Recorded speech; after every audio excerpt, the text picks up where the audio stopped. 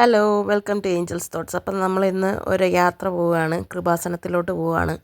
അപ്പം പോകുന്നതിന് മുന്നേ ആയിട്ടുള്ള വീഡിയോ ആണ് എടുത്തേക്കുന്നത്. അപ്പോൾ ഞങ്ങളുടെ കൂടെ ആയിട്ട് ഞങ്ങളുടെ ആൻറ്റി ഉണ്ട്. അപ്പോൾ ആൻറ്റി എന്ന് പറഞ്ഞു കഴിഞ്ഞാൽ പപ്പയുടെ കുഞ്ഞമ്മയാണ്. അപ്പോൾ ശരിക്കും അമ്മൂമ്മയാണ്, ഞങ്ങൾ ആൻറ്റി എന്നാണ് വിളിക്കുന്നത്. അപ്പോൾ നമ്മൾ പോകുന്ന വഴിക്ക് ഫുഡ് കഴിക്കാനായിട്ട് 1 മണിയായി. അപ്പോഴത്തേക്കും പിള്ളേർക്കൊക്കെ വിശക്കാൻ തുടങ്ങിയുണ്ട്. ഒരു ഹോട്ടലിൽ കയറി.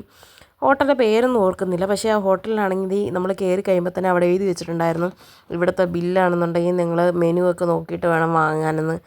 മെനു ഒന്നും നമ്മൾ നോക്കാതെ ഓർഡറൊക്കെ ചെയ്തു. എല്ലാവർക്കും സദ്യയായിരുന്നു വേണമെന്ന് പറഞ്ഞത്, പിന്നെ കൊച്ചുങ്ങൾക്ക് ബിരിയാണി എന്ന് പറഞ്ഞു. അപ്പോൾ അങ്ങനെ കഴിച്ചു. ഞാനാണെങ്കിൽ ഛർദ്ദിച്ചൊരു പരുവമായിട്ട് ഇരിക്കുന്ന കാരണം എനിക്കാണെങ്കിൽ കാര്യമായിട്ടൊന്നും കഴിക്കാൻ കൂടി പറ്റിയില്ല.